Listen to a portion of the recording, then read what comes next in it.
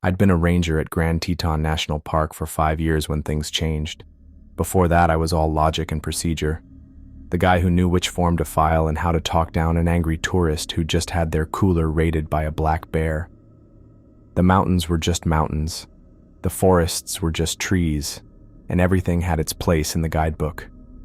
The veterans would gather in the ranger station after hours, swapping tales over cheap coffee. Stories about hikers found miles from their last known location with no memory of how they got there. Animals behaving in ways that defied explanation. Voices in empty valleys. I'd listen, nod at the appropriate places, and chalk it up to the isolation of the job or too many seasons in the backcountry. Every park has its ghost stories, I told William Peterson on his first day. He was fresh from training, still creasing his uniform every night and polishing his boots to a mirror shine. His face was an open book, blue eyes wide with eagerness, blonde hair trimmed regulation short. The kind of rookie who arrived 15 minutes early and called everyone sir until you made him stop.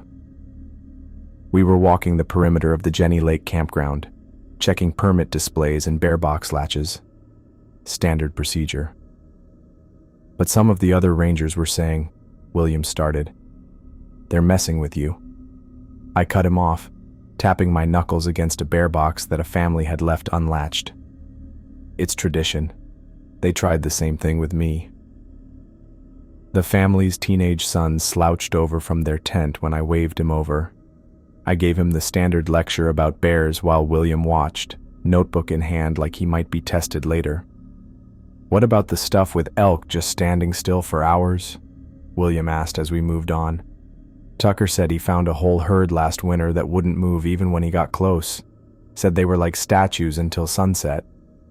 Tucker also claims he dated a Victoria's Secret model who summered in Jackson Hole. I stepped over a tree root. Cold weather makes animals conserve energy. They were probably just waiting out a temperature drop. Yeah, that makes sense. William nodded, but his eyes still held that look, the one that wanted to believe in something more than broken bear boxes and campfire permit violations.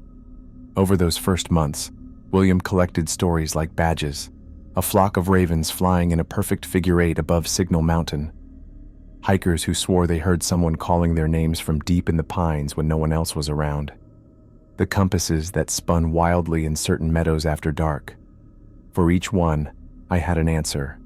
Weather patterns affecting bird migrations, sound carrying strangely in mountain valleys, pockets of magnetite in the soil.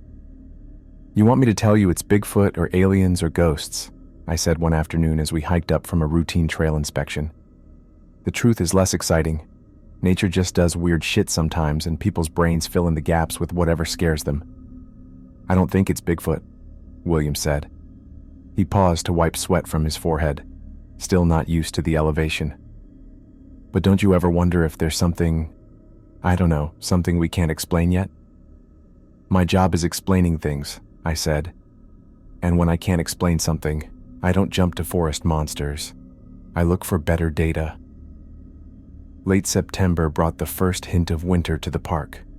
The aspens were turning gold, tourists thinned out, and nights grew cold enough to see your breath. The weather report that particular Thursday called for the season's first major storm system moving in from the northwest. William and I had just finished our afternoon patrol, logging minor trail damage from a small rock slide near Taggart Lake. The ranger station felt emptier as seasonal staff dwindled. The radio crackled with routine check-ins from the remaining patrols in the field. I was updating our logbook when the desk radio buzzed with dispatch's alert tone. The volume was up loud enough that William, refilling his water bottle in the kitchenette, stopped mid-pour. "Dispatch to any units in the Jackson Lake area." Karen's voice, usually measured, had an edge to it. "We have a code 7 at Coulter Bay campgrounds. Missing child, female, age 7. I grabbed the radio. Walker responding from Jenny Lake Station. Details? Emma Thompson, brown hair, brown eyes, wearing a red jacket and blue jeans. Last seen approximately 2 hours ago at the family's campsite. Parents have conducted initial search with no success. Park volunteers are mobilizing, but we need rangers on scene." William was already pulling his jacket from the hook. I nodded at him while writing the details in my notepad. "Tell them we're 15 minutes out," I said. "Weather status? Storm front moving in faster than predicted. Rain expected within 3 hours. Temperatures dropping to low 40s overnight." "Copy that. We're on our way." I grabbed our search packs, pre-loaded with emergency supplies, first aid, GPS units, and extra batteries. William was checking his flashlight, his face tight with concentration. "First missing child?" I asked, tossing him his pack. He nodded. "Is it usually kids wandering off, or?" "Usually," I said. "They get curious, follow a squirrel, chase a butterfly. Next thing they know, nothing looks familiar and they panic." We loaded our gear into the truck. Dark clouds had already covered the peaks to the west, the air heavy with that metallic smell you notice right before it rains. The wind picked up, sending dried leaves skittering across the parking lot. "What if it's not just wandering off?" William asked as we pulled onto the main park road. "What if it's one of those things?" "It's not." I watched the speedometer pushing just above the limit.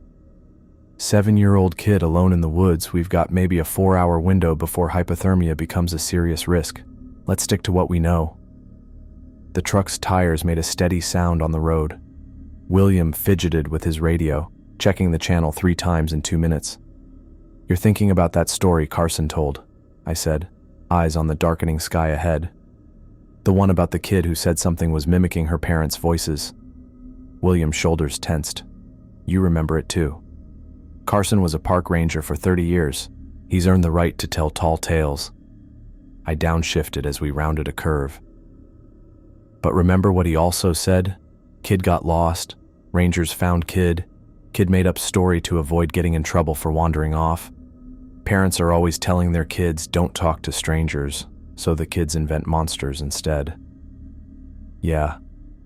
William nodded, but his eyes were fixed on the shadows between the trees alongside the road. "Look, I get it.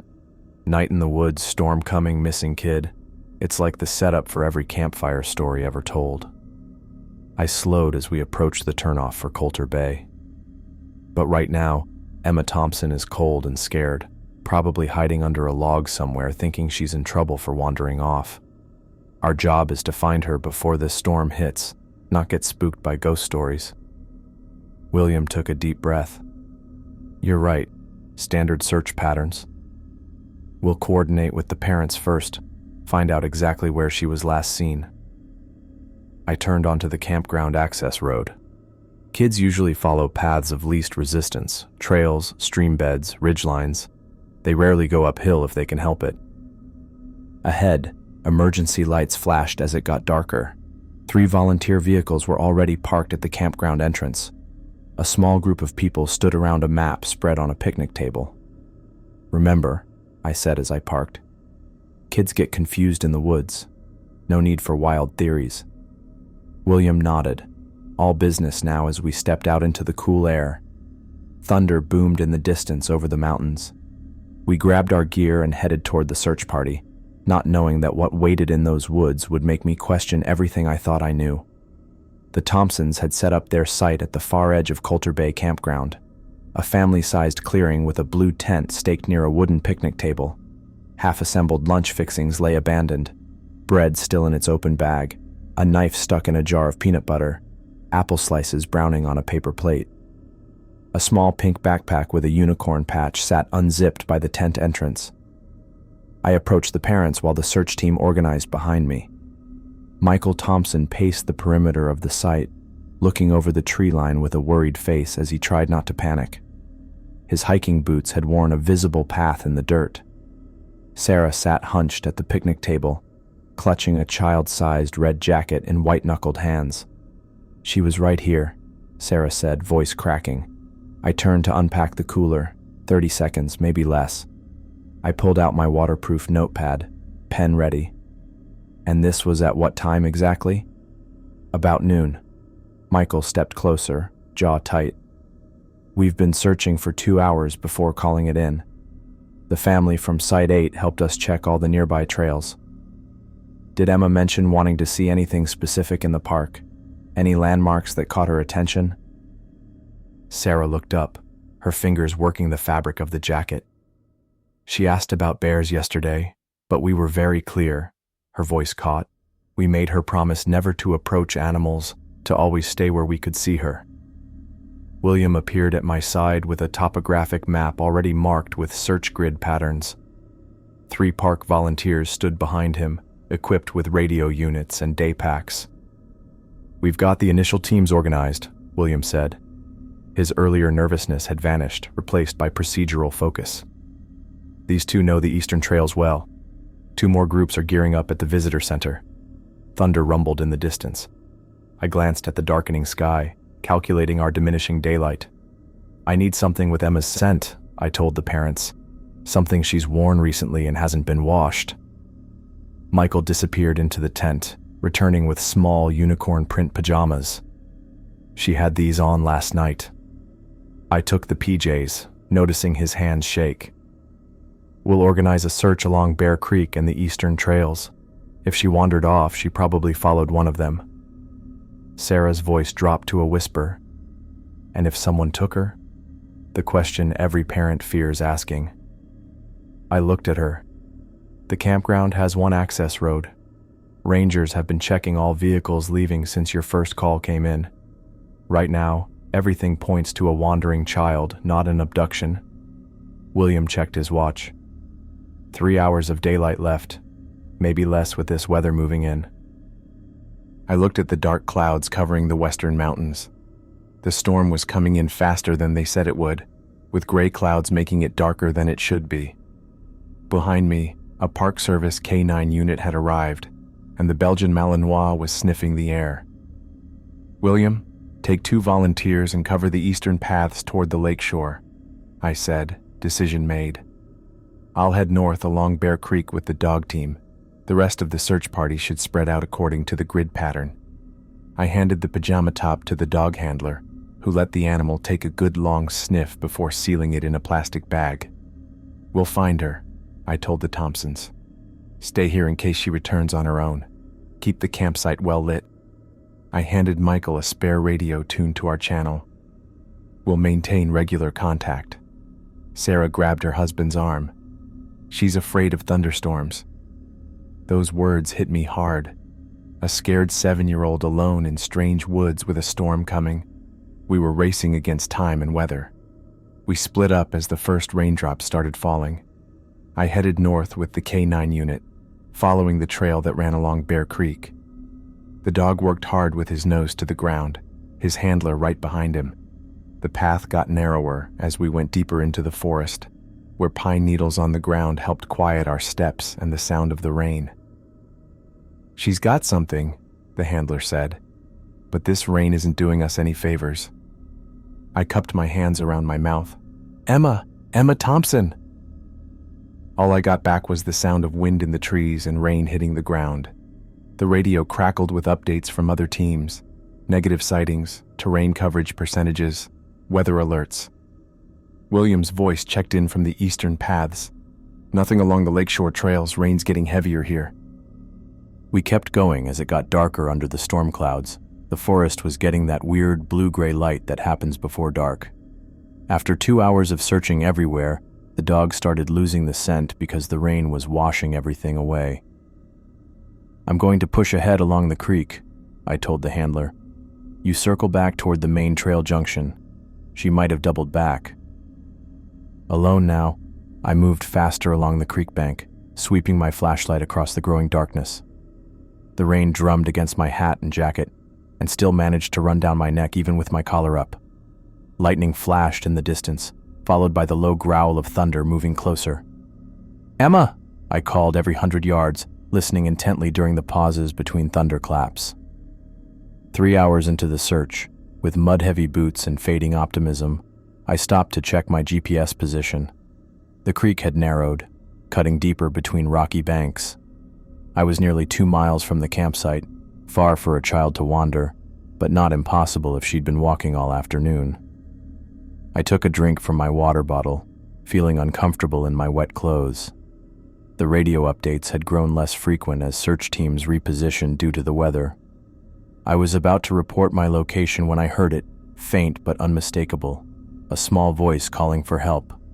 I killed my flashlight and stood perfectly still, straining to hear above the rain. "Help! Somebody help!" The voice came from my right, away from the creek, up a slight rise between stands of lodgepole pines. I switched my light back on, aiming it toward the sound. "Emma, is that you? Ranger Walker from the Park Service?" Silence. Then, "Help! I'm stuck!" I scrambled up the muddy slope, boots slipping on wet pine needles and exposed roots. My light caught a massive fallen tree, its root ball torn free in some previous storm. As I drew closer, I spotted a flash of blue beneath the trunk. Jeans. "Emma!" I dropped to my knees beside the tree. She was wedged in a hollow space beneath the big trunk, sheltered from the rain but trapped by the surrounding debris. Her small face, streaked with dirt and tears, blinked up at my flashlight. "I heard you calling," she said, voice thin with exhaustion. "Are you hurt?" I asked, already assessing the situation. The tree wasn't crushing her. She'd found a natural cavity beneath it, but branches and debris hemmed her in. "I'm cold." Her teeth chattered, and scared. "I'm going to get you out. Just stay still for a moment." I keyed my radio. "This is Walker. I've found Emma Thompson, approximately 2 miles north of Coulter Bay Campground along Bear Creek. She's alive and appears uninjured." The radio erupted with responses. I focused on Williams. "Copy that. What's your exact location?" I relayed my GPS coordinates, then set to work clearing the branches trapping Emma. The fallen tree had created a natural shelter that had probably saved her from the worst of the rain, but she was still damp and shivering.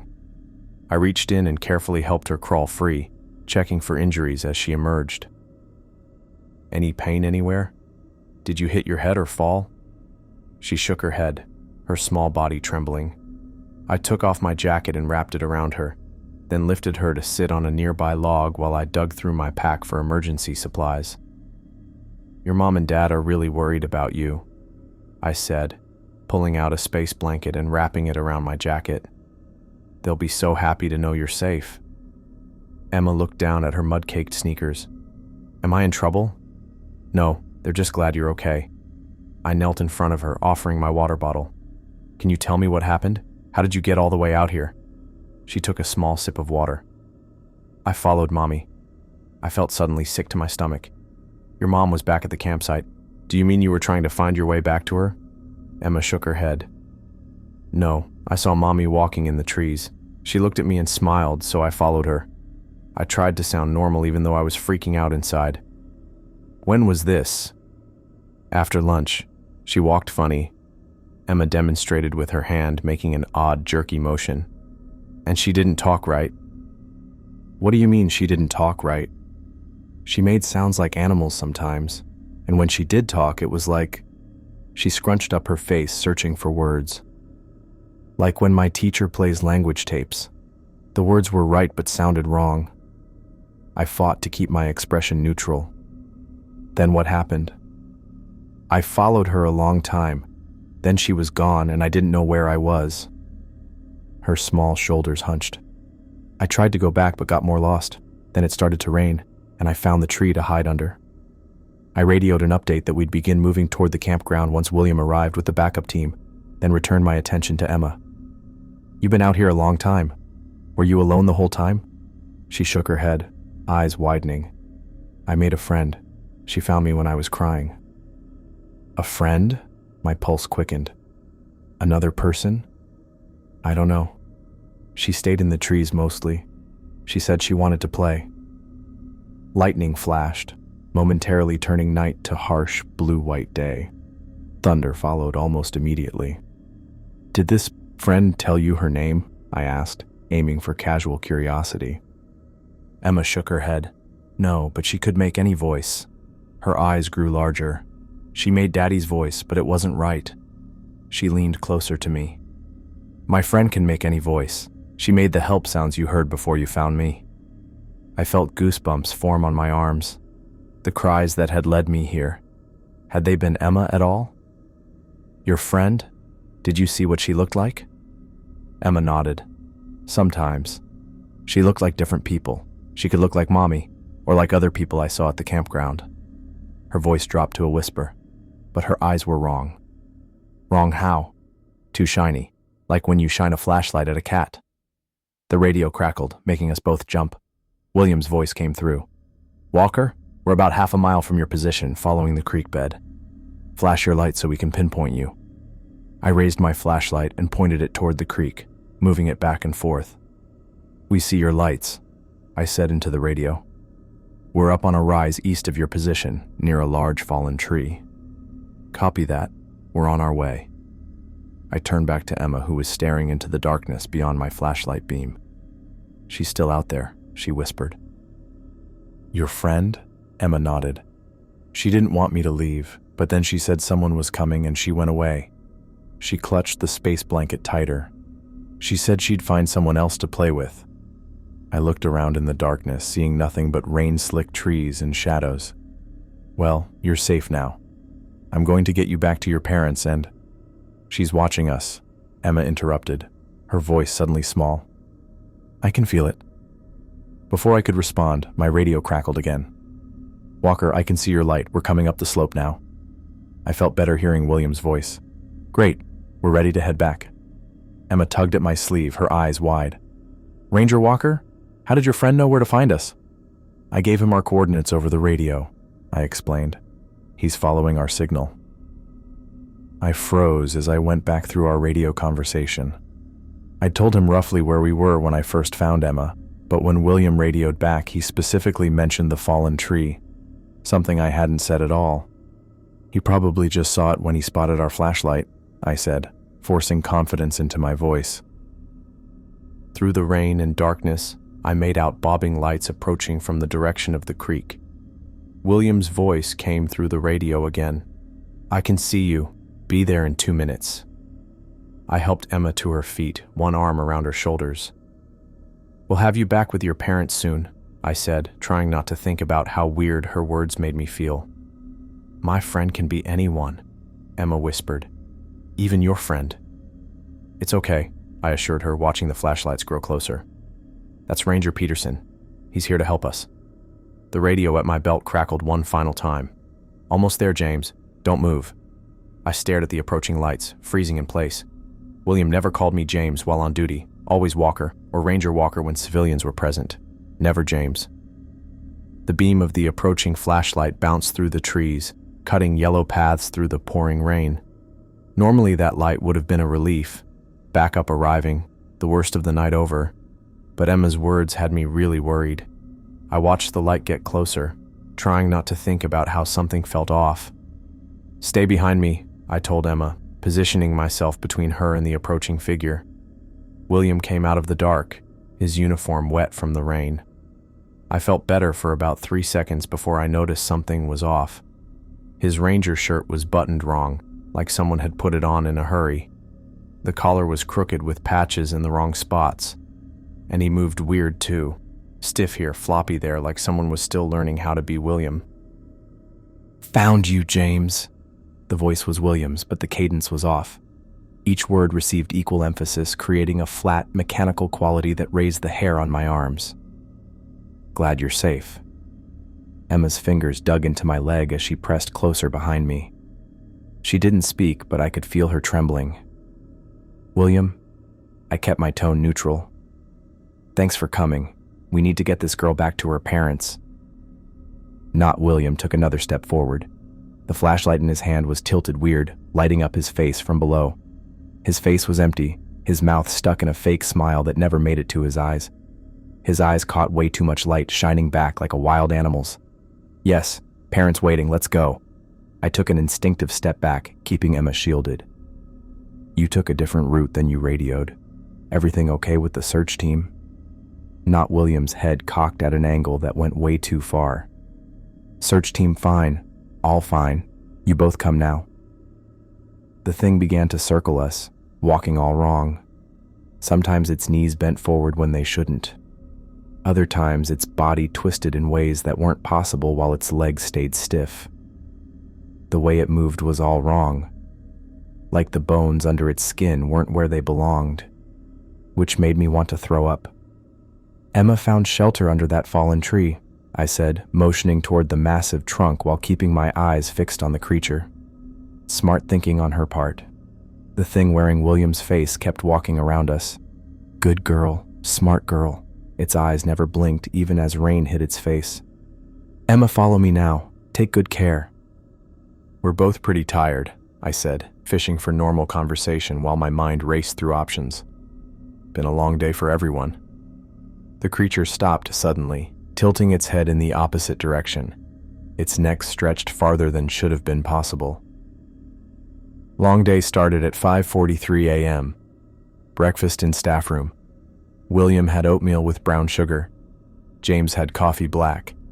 Discussed patrol routes for Section 5. I felt a chill go through me. That conversation actually happened that morning, but in the Rangers' break room when nobody else was there.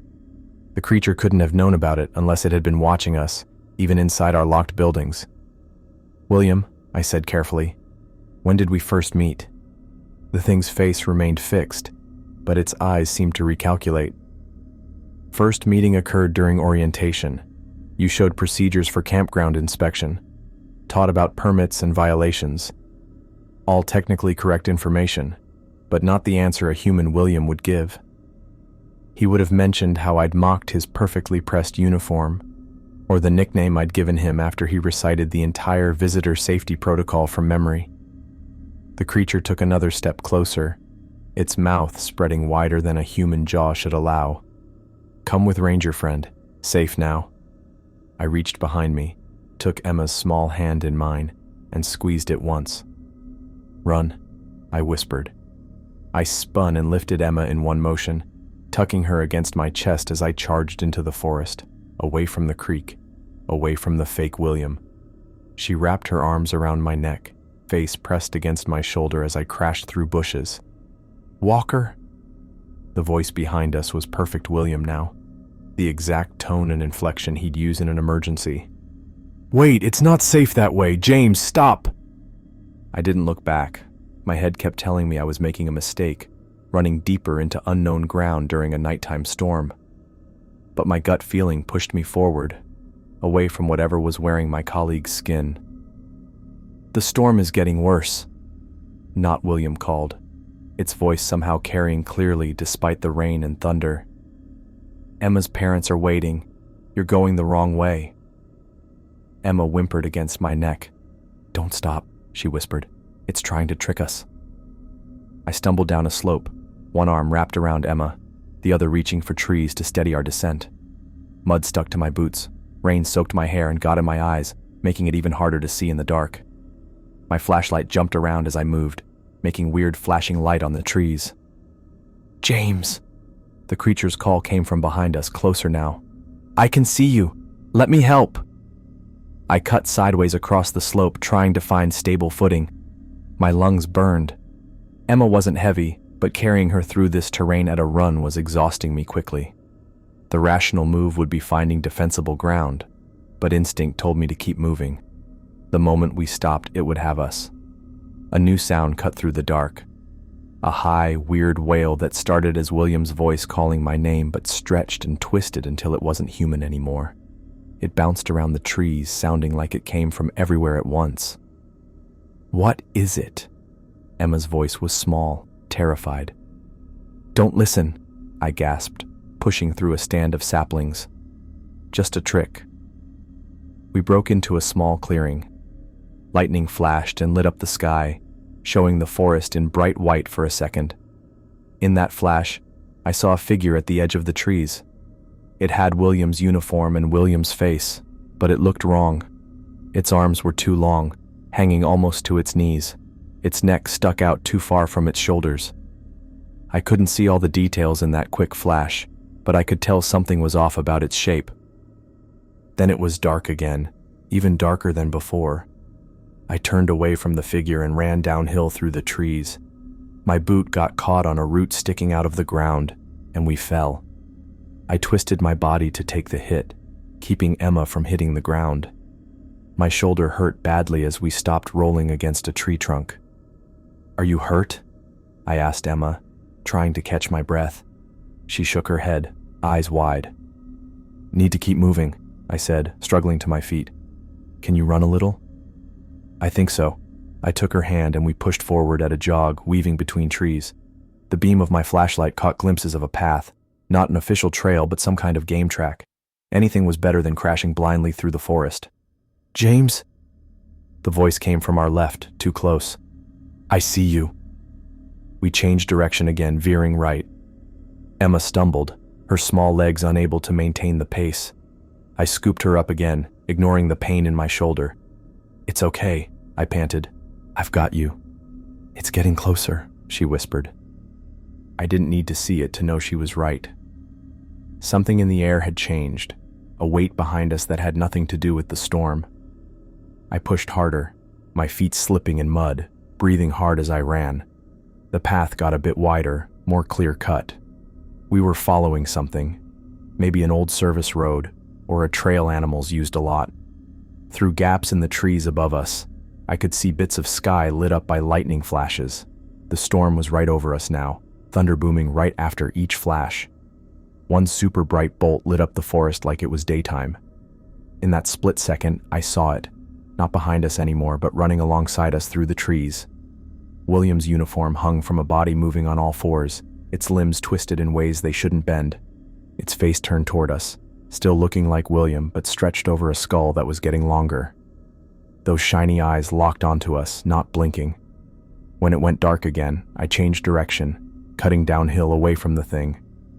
Emma hid her face against my neck, her small body shaking as she cried without making a sound. "Not much further," I gasped, though I had no idea where we were heading.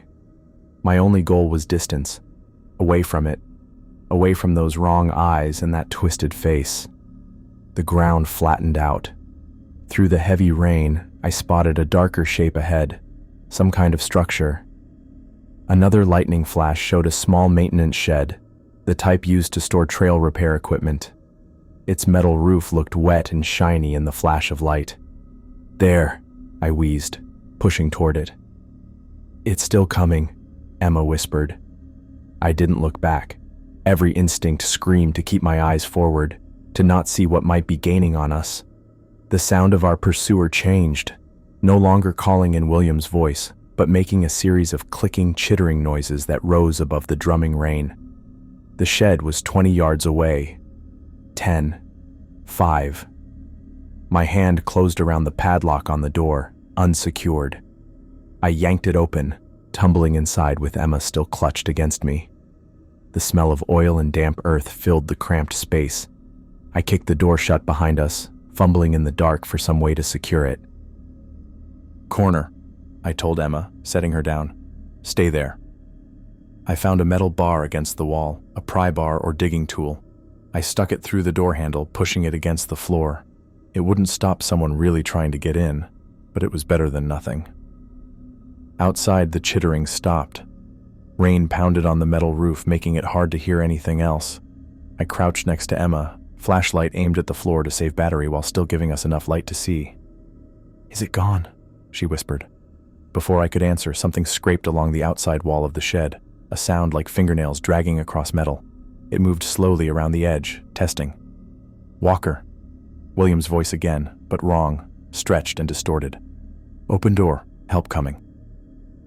Neither of us responded. I stared at the thin strip of darkness visible beneath the door, looking for shadows, any indication of where it was. Lightning struck nearby with a deafening crack, lighting up the shed through its single dirty window. In that flash, the glass showed a face. William's features stretched over something much bigger, jaw hanging open like a snake's, eyes completely black and shiny. The skin rippled like whatever was underneath kept changing and moving around.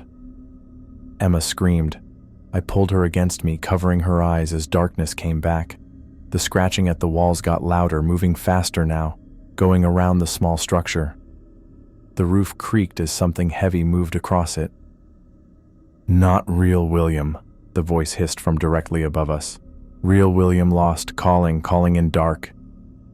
The metal groaned as something pushed down, testing how strong it was. Rain dripped through suddenly widening cracks in the roof panels. Outside, the storm got worse, wind howling around the small building.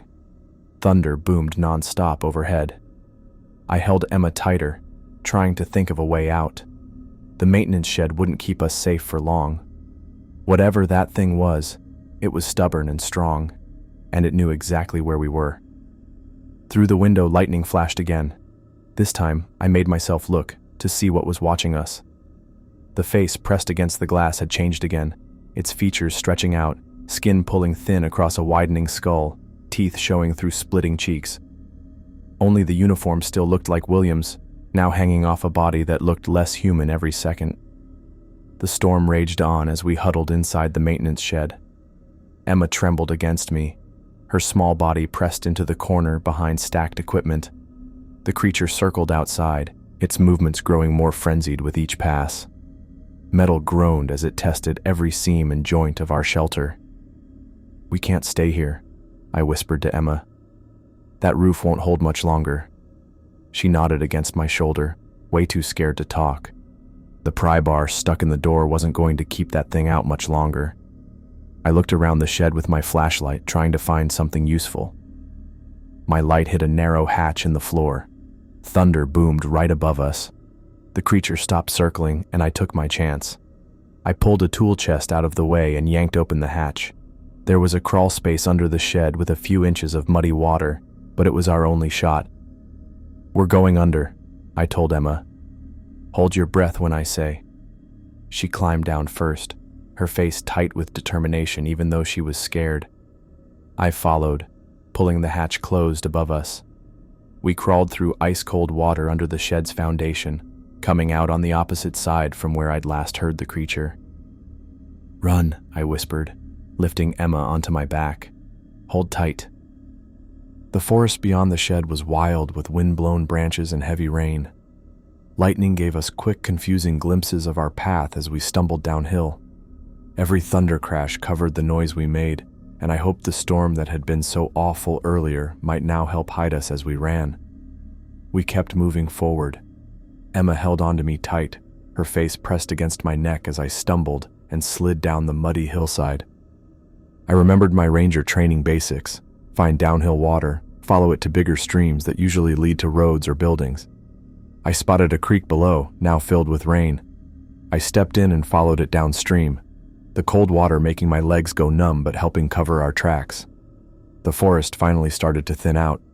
Through the pouring rain, I could see lights far ahead, the ranger station and visitor center at Coulter Bay. I was completely worn out, but feeling so relieved gave me enough energy to keep going. We made it out of the trees onto the park road and followed it toward the lights of the station.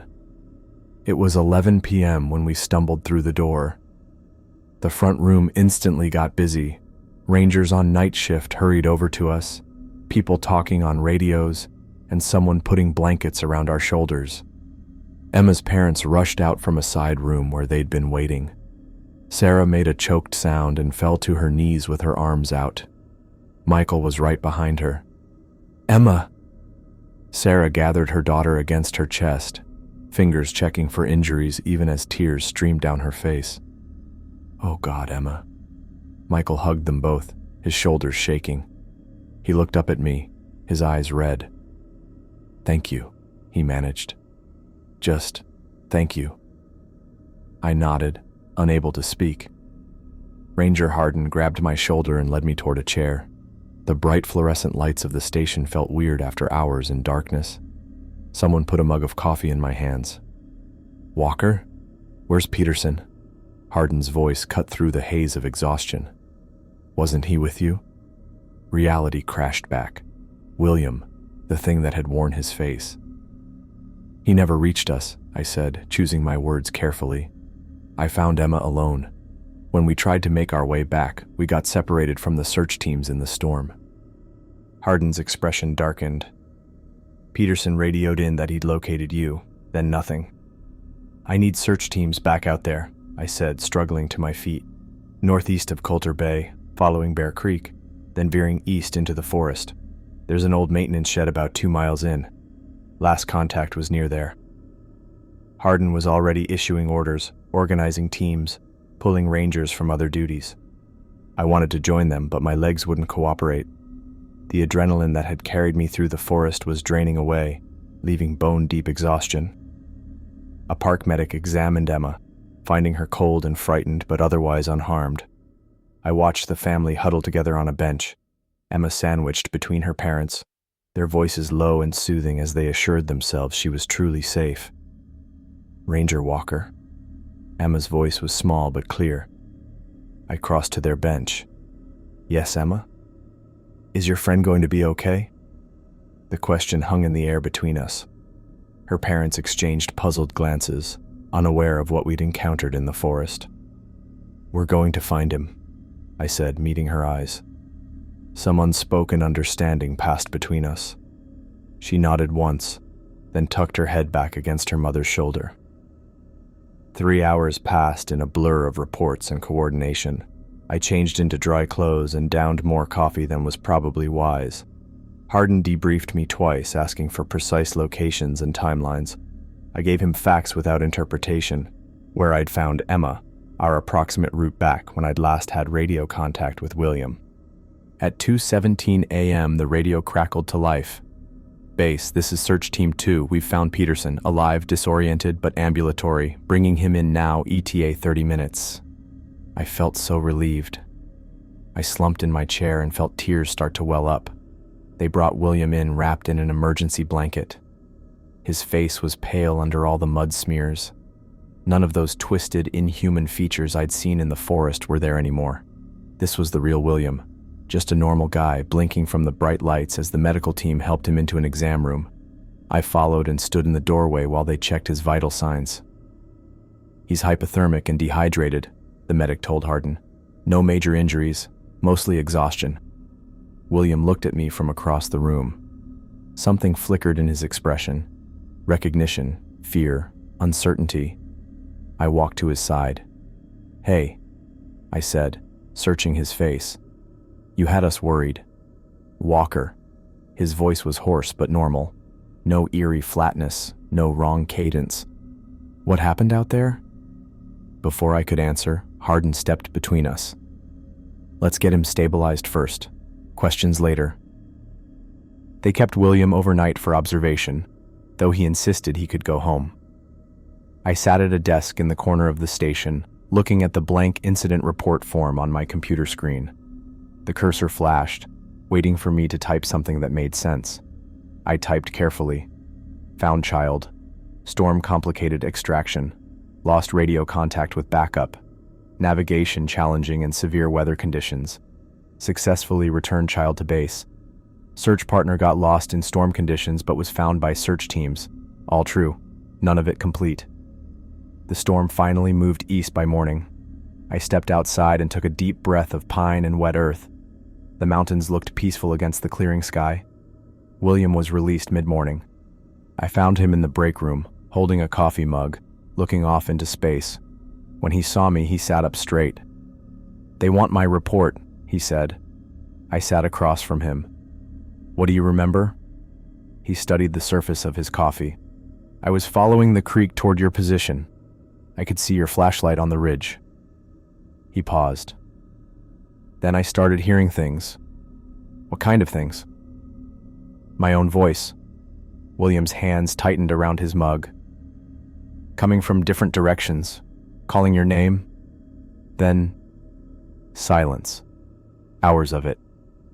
I tried to find my way back, but it was like the forest had changed. Nothing looked right. He met my eyes. They found me almost 3 miles from where I should have been. I waited, letting the silence stretch between us. "The kid okay?" he finally asked. "She's fine, scared, but home with her parents now." William nodded. He opened his mouth, closed it, then tried again. "Walker, did you see anything out there? Anything strange?" The moment hung between us. I could tell him everything. The creature that wore his face, the impossible movements, the eyes that reflected light like an animal's. I could describe how it had chased us through the forest, how it had nearly torn apart the maintenance shed to reach us. I could confirm the fear I saw in his eyes. "Just the storm," I said. "It was pretty bad out there." Relief and something like disappointment crossed his face. "Yeah, just the storm." He submitted his report an hour later. I glanced over it when it hit the system. Like mine, it contained only verifiable facts. got separated from the main search team, became disoriented in the storm, attempted to navigate back to base, was located by Search Team 2. No mention of hearing his own voice calling through the trees. No mention of hours lost to silence. An unspoken agreement to record only what others would believe. The Thompsons left the park that afternoon. I saw them loading their car, Emma helping carry small items to the trunk. She spotted me watching from the ranger station window and waved. I waved back, wondering what story she would tell her friends when she returned home. Whether her parents would believe her if she spoke of a thing in the forest that could wear another's face. The Park Service conducted additional patrols around Jackson Lake over the next week. Standard procedure after an incident involving a lost child. They found nothing unusual. No strange tracks, no unidentified campsites, no reports of anyone else hearing voices in the woods. Life at Grand Teton National Park returned to its rhythm. Tourists came and went. Wildlife followed old patterns of feeding and migration. Rangers patrolled trails, issued permits, and rescued the occasional unprepared hiker. But subtle changes emerged in the weeks that followed. William requested a transfer to visitor center duty, citing a desire to improve his interpretive skills. He took on more administrative work. His shifts mysteriously never included night patrols. I remained in field service, but with different eyes. The forest that had once existed as a cataloged collection of plants, animals, and rocks now held deeper shadows, broader possibilities. When veteran rangers gathered after hours and shared their strange stories, I no longer offered rational explanations. Instead, I listened.